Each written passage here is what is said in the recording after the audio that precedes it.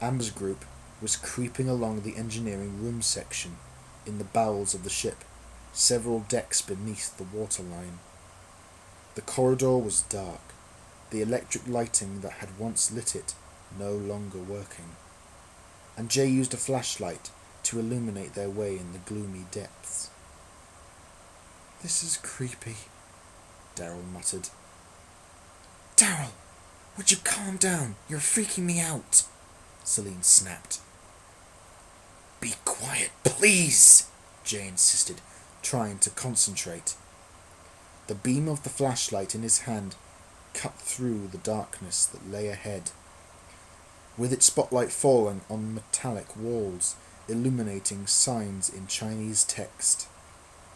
It was very humid, and there was a lot of moisture in the air, with water dripping down. "Do you hear that?" Ruby asked. She could hear a rushing sound. Perhaps it was the ocean outside, on the other side of the hull, the waves crashing against the sides of the ship. The group arrived at a watertight door that stood in their way. Through the other side, they could all hear the torrent flowing louder, and they were soon up to their knees and ankles in water. It was unmistakable. The door was straining to hold the mammoth weight of the unforgiving ocean. "I don't know about you guys, but I think it's time we got out of here," Lex said, rightly concluding that the ship was taking in water. Ebony peered at the ocean below, the waves rolling against the side of the ship. At least it wasn't too rough, she thought. News the Jzhao Li was taking in water had spread like wildfire among the tribe, and a mood of panic had set in. Here they were, so close to land but so far. The island was still several miles away, the jagged outlines of the terrain now visible, and who knew how much longer they would have. Ram had accidentally tampered with the ballast of the ship, flooding it with too much water, activating the watertight doors in the process. The huge doors did their best to stem the flood of water flowing in, but with the ship listing minute by minute, the situation was clearly precarious for the entire tribe. Amber had sent out the alert for all to be on standby to abandon ship, which is exactly what Ebony had in mind as she jumped onto the gantry attached to the side of the vessel towards its stern, harnessing the lifeboats. It was now the moment to look after number one. Ebony expected the small lifeboat to still have some fuel in it.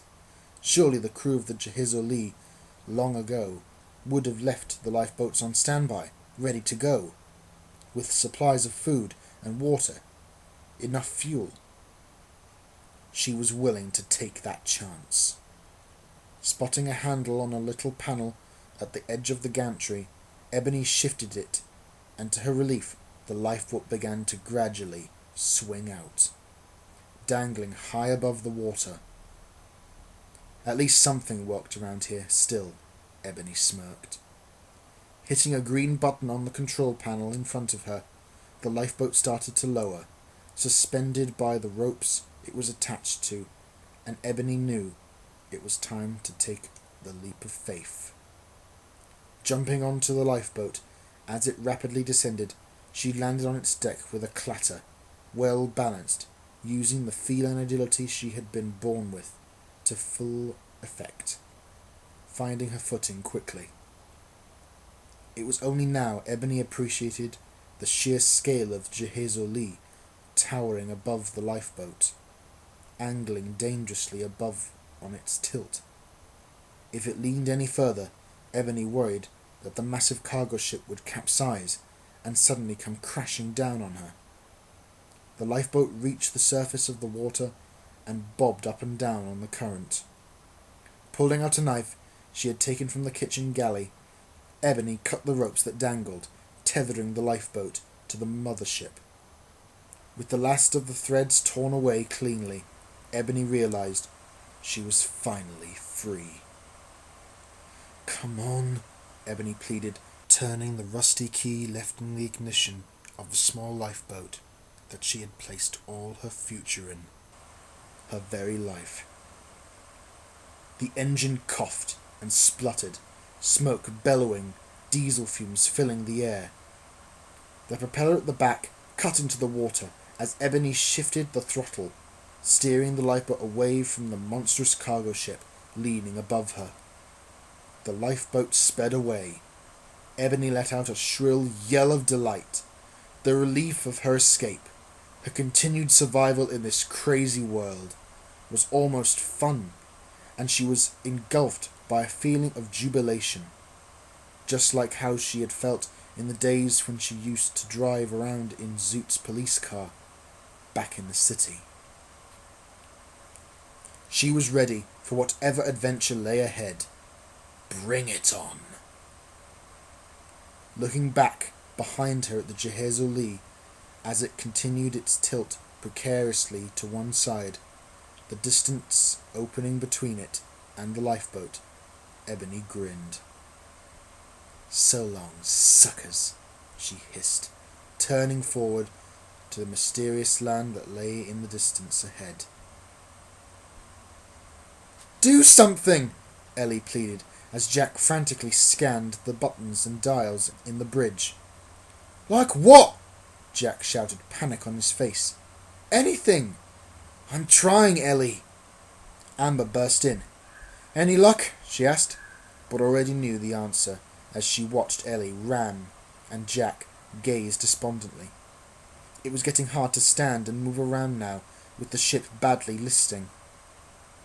"Looks like we're running out of time, Jack," Amber continued. "It might be an idea to get your life jackets on and join the others. I'll alert them. We really should be all on standby. This thing feels like it could go over any second."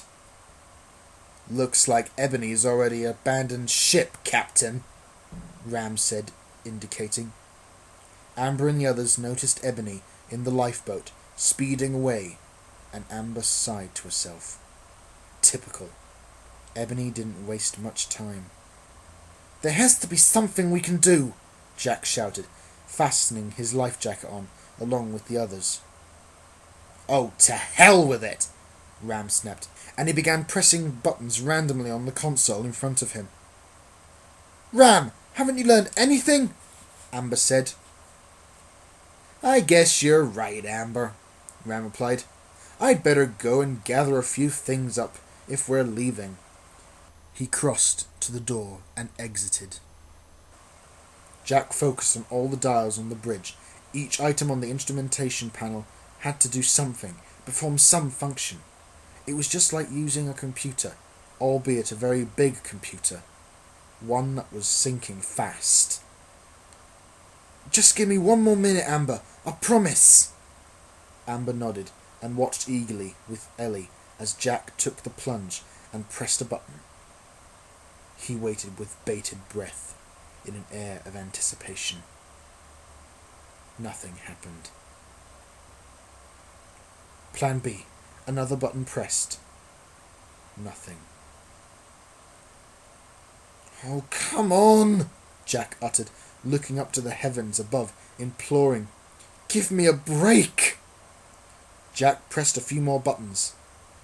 Suddenly, it was like the entire ship was struck by enormous vibrations, as far below, a rumbling sound swept upwards, shaking their very bones. An ominous noise, the hull shuddering, reverberating as a powerful force exerted itself. Jack stepped back, unsure. He had certainly done something, and he looked around at the others to see if they knew just what. Amber raced out onto the outside fire escape stairwell, leaning over to see the back of the ship. Down below, the water was churned into a white froth of foam as the powerful back propellers spun, driving the ship forward, the Jzhao Li slowly picking up speed. Pumping her fist triumphantly, Amber ran back into the bridge. "You've done it, Jack! You've done it!" she grinned. Jack leaned back and gave a huge sigh of relief. Ellie hugged him, whooping for joy, and all three exchanged high fives. The remaining members of the tribe assembled on deck, looked up at the bridge, and also whooped it up, relieved as the ship was now gathering speed, which was also helping stabilize the mammoth vessel. Ebony cursed her luck, the engines of the lifeboat spluttering in protest as they misfired, the boat slowing down, like its very life force was fading. Ebony urged the lifeboat on, gripping its wheel with one hand while the other struggled with the gear, trying to coax the last remnants of power from its engines. It was so typical, Ebony thought, her teeth clenched in a mixture of frustration and determination. "Come on!" Ebony shouted, desperate. "Don't run out of fuel on me! Not now!" The unknown land was still some way ahead of her. Ebony could make out rows of palm trees on the horizon, some sandy beaches. Just where was she? Behind her, the Jzhao Li was quite a distance away, but powering through the ocean towards the land, heading away at an angle on a different course. Ebony wondered how on earth the others had managed to get the ship going again. She resented their success while she struggled, the lifeboat failing her in her time of need. She thought about swimming to shore, calculating how far away it was, if she would make it. She had never been an expert swimmer, and who knew if there were sharks, rocks, or other menaces lurking beneath the surface. Besides, with the powerful currents, she might be swept further out to sea while struggling to reach land. Swimming to the shore would be a last option, only if she had to. The small lifeboat might have abandoned her, but she wasn't about to abandon it.